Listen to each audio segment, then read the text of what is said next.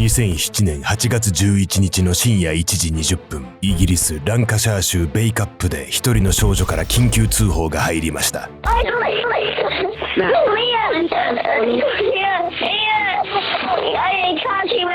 It will do, don't worry. Calm down for me. It's coming, please.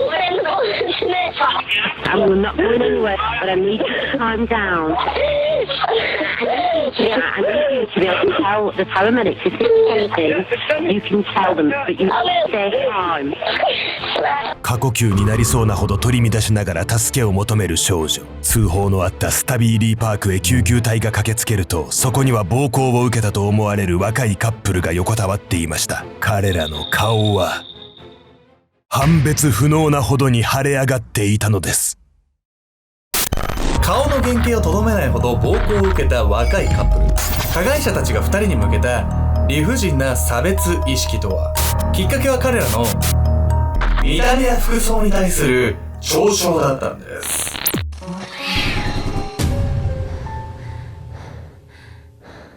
おさすけんちゃんです。やみやみこです。というわけで、皆さん、僕ね、すんげー久しぶりに UFO キャッチャーやってきたんですよ。ナルトのフィギュアが UFO キャッチャー出てて、これはもう撮るしかねえわ。13回目で撮れました。でもよく撮れたわね。大体諦めるけどね。店員さんにさ、撮りやすい位置に直してもらったりとか。言うじゃん。店員に言ったよ。そしたら無理ですって言われた。絶対撮ってやると思って。斜めにこうだんだんなって、ちょっと片方浮いたから、そこをアームで逆に潰すみたいなやり方で撮って。何そんなどっから教えてもらったの？たまにそういう YouTube とか流れてくる。それを応用したわけね。で、その撮ったやつどこなの？撮ったやつ玄関に置いてある。今持ってきなさいよ。玄関にナルト座ってんだけど。まあみんなイメージしてくださいじゃん。前ナルトの推しキャラを聞いたら結構コメント欄で書いてくれてる人盛り上がってたわね。ちょっと引き続きね、ナルトの推しキャラ選挙第2弾ということで、はい。エミコさんガーラでね、僕はヒューガヒナタとかね、言ってるんですけど、皆さんのね、推しキャラも教えていただければと思います。今回はイギリスで起こった非常に胸くそな集団暴行事件をご紹介します。犯人は少年グループだったんですが、この犯人たちはね、被害者の見た目の特徴だけをね、理由に凄惨な暴力を振るったんです。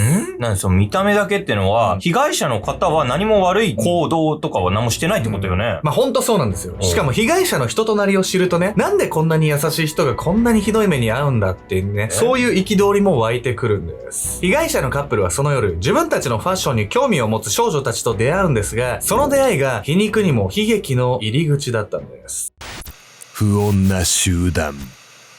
2007年8月11日、イギリス・ランカシャー州ベイカップ。深夜0時を迎えた頃、ガソリンスタンドの店先では若いカップルが数人の少女たちと談笑していました。ドレッドヘア超かっこいい。ピアスはいくつ開いてるの？少女が目を輝かせる先では赤と黒に染めた派手なドレッドヘアの女性が。彼女はソフィー・ランカスター。恋人のロバート・モルトビーと遊びに行った帰り道でタバコを買いにガソリンスタンドに寄ったところ、10代の少女たちが話しかけてきたのです。ソフィーとロバートは黒を基調にした暗く幻想的な服装やメイクを特徴とするゴスファッションのカップル。ベイカップの街ではそうした格好をしている人が珍しかったため、少女たちは強く興味を惹かれていました。ソフィーとロバートはそこから少女たちに誘われ、近隣のスタビーリーパークへ向かうことに。しかしその公園に入ると同時に二人は嫌な予感を覚えるのです。おい、見ろよあの格好。公園の入り口ですれ違ったのは数人の少年グループ。彼らはニヤニヤと笑いながらモッシャー、エモ、変人などとロック好きやゴスファッションをからかうような言葉を並べます。彼らは相当に酔っ払っている様子だったため、ソフィーとロバートは危険を感じ、なるべく早く帰ろうと思っていたのですが、深夜1時10分頃、仲良くなった少女たちと公園を歩いていたソフィーとロバートは視線の先に人影を見つけ思わず身構えた。公園内のスケートパークにたむろしていたのは先ほど入り口ですれ違った少年グループ。しかもさっきは数人だったが、そこでは20人ほどが集まって騒いでいた。そのうちの一人はカップルに気づくとロバートに歩み寄りこう言った。タバコくんない？ロバートはなるべく穏便に済ませようとタバコを差し出し、しばし少年と話をしていた。二人のやりとりは一見穏やかに見えたが、なあ、そいつボコボコにしようぜ。唐突に少年グループのうちの誰かがそう叫んだ。次の瞬間、いきなり何するんだよ。少年のうちの一人に顔面を殴られたロバートは動揺しているのをごまかすかのように引きつった笑いを漏らした。すると、何笑ってんだよ。少年は鋭い目でロバートを睨み彼をまた殴りつけた。そして背後では別の少年がスケート台へ登り、ロバートの後頭部に飛び蹴りを入れた。ちょっともういくらなんでもさ、ゴスのファッションが気に入らなかっただけでしょ、それで暴力振るうだなんてマジでイカれてるわよ。少年たちはソフィーとね、ロバートのファッションを見た時点で、痛めつけてもいい相手と認識したんです。これはね、アザーリングと呼ばれてるんですよ。というわけで本日のメトラキーワード、アザーリングについて。アザーリングとは、自分たちとは違って見える人を瞬時に仲間ではないと線引きする反応のこと。人は誰でも服装、話し方、趣味、所属する集団などを見て無意識に相手を分類しています。相手の背景を考慮せずに分類が行われるのは、脳が情報処理をスムーズに行うための自然な動き。問題はその違いを劣っている、おかしいと意味付けしてしまう場合があることです。すると相手の痛みや恐怖を自分たちと同じ重さでは想像しにくくなり、馬鹿にしてもいい、痛い目に合わせてもいいと攻撃を正当化しやすくなるのです。少年らがソフィーとロバートをモッシャー、エモ、変人などと属性を示す悪口で呼んだのも、無意識に攻撃対象と分類する意味があったのかもしれません。2022年のイギリスの調査でも、ゴスなどのサブカルチャーに属する回答者の 80% が見た目や文化を理由に嫌がらせを経験していると回答。この結果もアザーリングと攻撃行動の関連性を示唆しています。少年たちにゴスファッションをからかわれ標的にされてしまったソフィーとロバート。そして実はソフィーにとってゴスファッションは単に見た目が好きでやっているわけではなく、特別な意味を持っていました。ソフィーのアイデンティティとも呼べるそれが因縁をつけられる理由になろうとは彼女は思いもしていなかったのです。あら、特別な意味って何かしら。ゴスファッションはソフィーにとってはね、自分の生き方を表すようなものなんです。着飾る理由。ランカンシャー州のハズリンデンという町で生まれ育ったソフィーは、幼少期からいい意味で少し変わった少女でした。私、今日からベジタリアンになる。彼女がそう宣言したのはわずか6歳の頃。以来20歳になるまで本当にベジタリアンを貫いてきた相当に意志の強い女性なのです。1日に1冊の本を読み終えるほどの読書家だったソフィーは、子供ながらに世界の貧困問題について家族に説明するなど知的な面を持っていました。成績優秀だった彼女は高校卒業後、しばしのギャップイヤーを経て英文学を学ぶために大学へ進学予定。ギャップイヤーとは日本でいう浪人に近い概念ですが、将来の夢などを踏まえて視野を広げるための勉強期間というより前向きな意味があります。大学卒業の暁には母のシルビアと同様に若年層を支援する地域職員になりたいと考えていたソフィー。こう見るといかにも優秀で健全な女性に思えますが、彼女にも一つだけコンプレックスがありました。実はゴスファッションに惹かれたことにはそのコンプレックスが関係していたのです。ソフィーのコンプレックスとは、家族以外の前では極度の人見知りだということ。慣れない相手とのコミュニケーションが苦手で、人前に出ることに不安を感じていたソフィーを変えたのがゴスファッションだったのです。これならうまく話せなくたって自分を表現できる。そう、彼女にとってゴスファッションは言葉を交わさずとも自分の声を表現できる手段。ガソリンスタンドで少女たちに好意的に話しかけられたこともその証拠でした。黒いレザーコートにレースのグローブ、顔に開けた20個のピアス、カラフルなドレッドヘア。その奇抜な格好でいる時、ソフィーは一番自分らしくいられると感じていたのです。そしてゴスファッションは彼女のアイデンティティになると同時に出会いももたらしました。恋人のロバートとは音楽やファッションの好みが同じだったことから意気投合し、約3年間交際。イラストレーターを目指す彼もソフィーと同じく思慮深く繊細な性格で馬が合い、2人は周囲から切っても切れない仲だと呼ばれていたのです。一方、2人が暮らしていたベイカップの町は住民のほとんどが白人で、よそ者や異文化に対してあまり寛容ではない風潮がありました。ソフィーはあくまで自分の価値観を大事にし、その風潮についても気にしていなかったのですが。なるほど、そうやって人見知りを克服したいと思ってたがために、わざと目立つ格好をして話題作りをしてたってことなのね。そうなんですよ。でも運悪くね、そのファッションが少年たちに目をつけられてしまったんです。そして暴行を受ける恋人を目の前にした時、ソフィーが取った行動とは、命をかけて。ガソリンスタンドで出会った少女たちと公園へ向かった後、ゴスファッションをからかう少年らに目をつけられてしまったソフィーとロバート。20人にもなる集団は主犯の少年らを囲んで沸き立ち、その空気から暴行はみるみるエスカレートしていきました。少年たちから執拗に殴る蹴るの暴行を受けたロバートは気を失い、このままでは危険な状況。するとその時、恋人のソフィーは脇目も振らず、彼と少年たちの間に割って入ったのです。お願いやめて、これ以上彼を傷つけないで。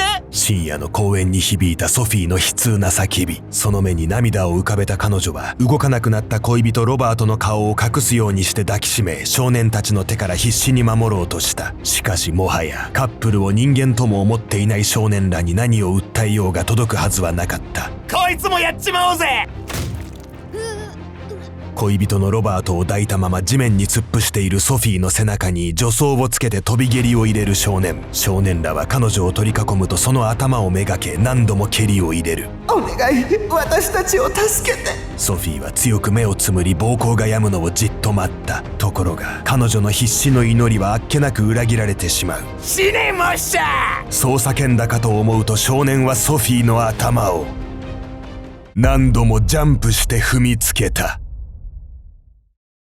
深夜1時20分頃、ソフィーたちと一緒に公園へ来ていた少女の一人が、まだ暴行が行われている最中に緊急通報。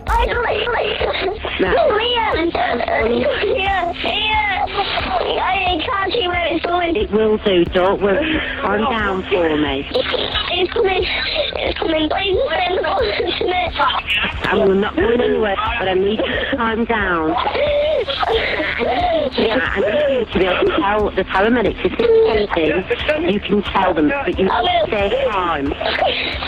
電話の背後では少年たちがソフィーを罵倒する声が。少女は泣きじゃくりながらオペレーターに友人が死んだと伝えました。しばらくすると少年らは意識を失ったソフィーとロバートを残し公園を去っていきます。その際、公園に居合わせた仲間に対し次のように言い回っていたとも。モッシャーが死にかけてるぜ。ひどい面だから見てこいや。やがて到着した救急隊が目にしたのは、原型をとどめないほどに腫れ上がった2人の顔。薄暗い夜のスケートパークには大きな血だまりができ、少年らが飲んでいたお酒の空き缶が散乱しているのも相まって異様な様相を呈していました。これってもう本当になんか人間として相手を見てない感じがするわよね。そうやって何度もジャンプして顔を踏みつけられないもの、普通。共感性とか創造性が皆無じゃない、この人たち。いや、本当にないんだと思いますよ。見た目がね、気に食わないってだけで暴行を加えるような奴らですからね。暴行を受けたロバートは脳内出血のほか全身22カ所の傷を負っている状態。彼は事件から1週間後にようやく意識を取り戻しました。ロバートが事件について覚えているのは後頭部を蹴られたこととソフィーが何かを叫んでいたことだけ。そこからの記憶は完全に途切れており、ソフィーが身を挺して彼を守ろうとしたことも覚えていませんでした。そして当のソフィーはさらに深刻な状態。彼女は靴の跡が残るほどに強く顔を踏みつけられており、脳に重大なダメージを負っていました。髪の毛は激しく引き抜かれ、頭皮ごと欠損している部分も。あまりの惨状を前に医師はこう漏らします。時速100キロの車にはねられるぐらいしないとこんなことにはなりませんよ。母親のシルビアはソフィーの入院中、彼女のドレッドヘアに毎日ワックスを塗り整えてあげていました。無数の管をつながれた彼女の体で触れられる場所は髪の毛だけ。どうにか奇跡が起きて助かってほしい。母シルビアはそんな祈りを込め、来る日も来る日もソフィーが大切にしていたそのドレッドヘアを整えていたのではないでしょうか。事件から13日後の8月24日、もはや助かる見込みはないとされたソフィーは生命維持装置を外され、20歳という早すぎる死を迎えました。彼女に守られた恋人のロバートはソフィーの死を知るとこう口にしたと言います。彼女が逃げて僕が死ねばよかったんだ。いや、ちょっとこれもうロバートの気持ちを思うとめちゃくちゃ複雑よね。だって自分が気を失ってる間にさ、ソフィーが守ってくれてて、それで彼女が亡くなっちゃったわけでしょ。まあだから何度もね、自分を責めたんじゃないかなと思いますよ。まあソフィーにしても怖くて動けない状況だったじゃないですか。それでも少年たちに立ち向かったっていうのを見ると、ソフィーはロバートをね、本当に心から愛していたんじゃないかと思います。警察は公園に居合わせた若者たちの話を聞き即座に犯人を特定。事件当日の8月11日のうちに暴行に加担した少年3人が、そして翌日にはもう2人が逮捕されました。主犯格のライアン・ハーバートは犯行後も返り血が飛んだズボンを洗わずに履き続けており、そのズボンからはソフィーたちの血液が検出。また連行される車内で少年たちがサッカーみたいに頭を蹴ったと話す様子が隠し撮りされており、言い逃れの余地はありませんでした。さらに驚かされるのは少年らが取り調べ中も親たちと一緒になって冗談を言っていたこと。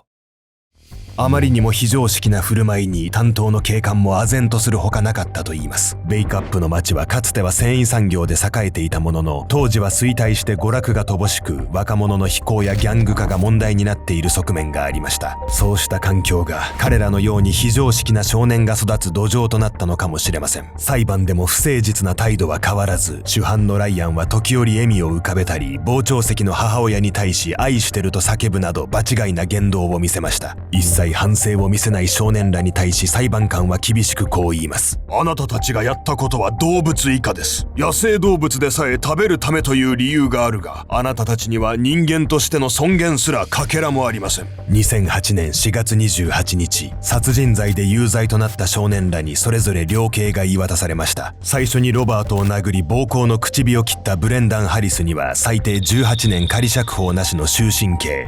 最も残虐な行為に及んだライアン・ハーバートは最低16年3ヶ月仮釈放なしの終身刑に。残りの3人はソフィーの殺害には関与していなかったため、罪に問われたのはロバートへの重傷罪についてだけ。彼らは4年から5年の懲役刑となりました。事件後、ソフィーの母シルビアはソフィー・ランカスター財団を設立。偏見や憎しみ、不寛容を根絶するというスローガンを掲げ、学校や刑務所を中心に講演などの活動を続けています。財団の活動により、いくつかの警察組織がサブカルチャーを標的とした犯罪をヘイトクライムとして記録・監視するようになり、活動は着実に実を結びつつあります。恋人のロバートに関しては身体的には回復したものの、事件後長くうつやパニック障害、対人恐怖症などに苦しみ、一時は引きこもりになってしまったことも。現在はイラストレーターの夢を叶えていますが、恋人を失った傷は今なお癒えません。またロバートが事件について疑問に感じているのは、メディアがこぞってゴス襲撃事件などと銘打って報じたこと。このことについて彼はこう語ります。彼女はゴスだから殺されたんじゃない。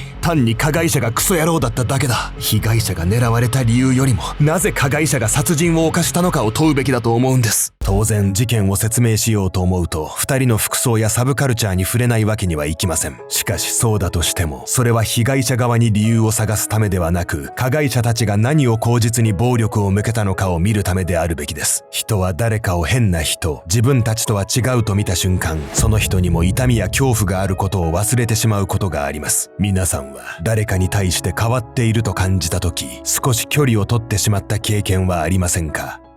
おざっす。すいません、6月6日に福岡のね、オフ会をやろうみたいなことを言ってたんですけど、本当に申し訳ないんですけど、予定開けてくれた方にはね、6月27、28に延期させていただければと思います。すいません。厳密に言うと6月27日の土曜日よね。そうですね、6月27だけ。28は俺らが泊まるだけの日にちでしょ。